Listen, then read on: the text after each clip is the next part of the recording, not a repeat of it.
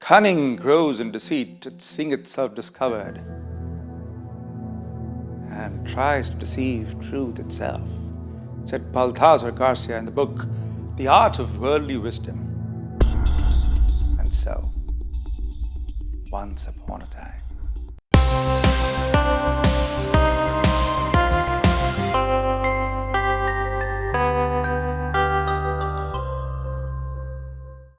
Must be a harrowing few days for you, Miss Roberts. The detective sergeant offered the lady a drink of water before settling down in front of her. The lady, Miss Roberts, nodded and sipped on the water. She was looking clearly shaken up by the events that had assailed her. I'm ready when you are, Miss Roberts. The detective tapped on the notepad in front of him with the pen he had been holding and the smile that he had been holding along with the pen. I'm ready, Detective, Miss Roberts said with a shaky smile. State your name, please, for the record. The detective began recording a statement like he had done a zillion times before with other witnesses. Gloria Roberts, 28, Miss Roberts answered. And can you tell me a bit about the circumstances that led you to buying this house? I have lived my life in a small town called Clifton in the southern province. It was there that I met my husband, Eric Roberts, and we moved to Philadelphia soon after. Then we got married. It was the happiest time of my life. Eric was a good man and took real good care of me. Miss Roberts waited, allowing the detective to catch up with her words. Then, last November, I was hit by a tragedy. Eric never got home from work. The police found his car on the side of the road and his body in the boot. It was a case of burglary, clearly. All his valuables were stolen and everything he had on him. Miss Roberts paused a while, her eyes brimming with tears. This time it was the detective's turn to allow her the time to catch up. We did not have any insurance and the house was the only asset that I had. So I sold the house and moved here to this city. The house on Fairmount Street was at half price. I figured I could get a roof over my head and save enough money to live till I found myself a job and then this happened. It seems like I'm plagued by tragedy. Miss Roberts took a handkerchief and wiped her tears. The detective pushed the glass of water towards her, but she preferred to keep talking. I found myself a job with the investment firm on Fern Heights. Things were beginning to get settled, then the rat thing started to happen. Rat thing? The detective asked, frowning. Miss Roberts nodded and went on with the story.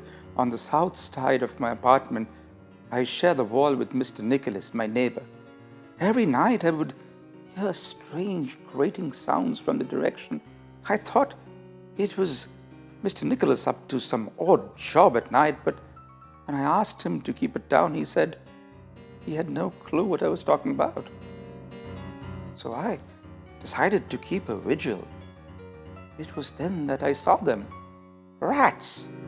They had made themselves a burrowing hole in the wall and would scamper in and out. Now, let me tell you, Sergeant, I am petrified of rats. I let out a scream and shut myself in the bedroom all night.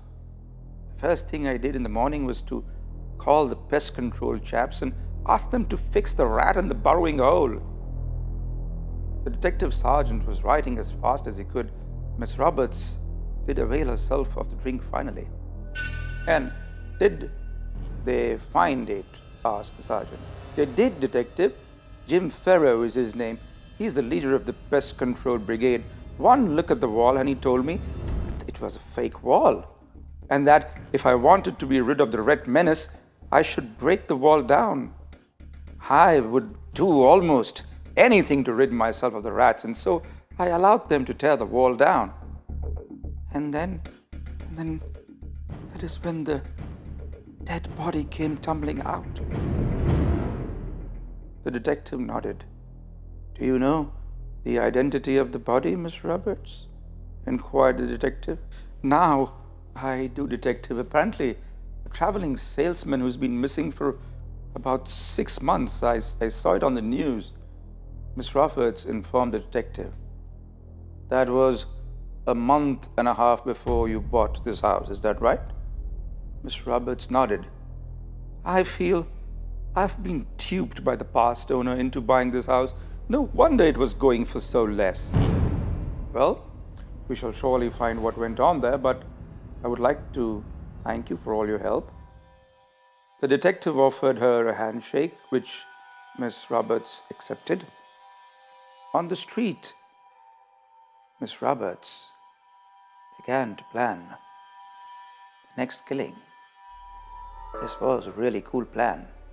Kill, and then plant the body way before you move into a place and be the one to discover it. Her husband in the boot and the man behind the wall were still easy.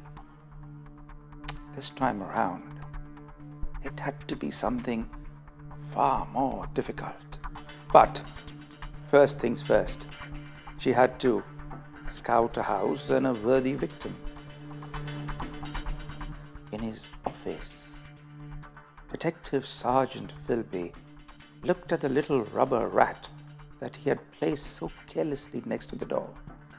He wondered why Miss Roberts never noticed that rat when it sat in front of her all the while. Perhaps the game of cat and mouse was about to begin.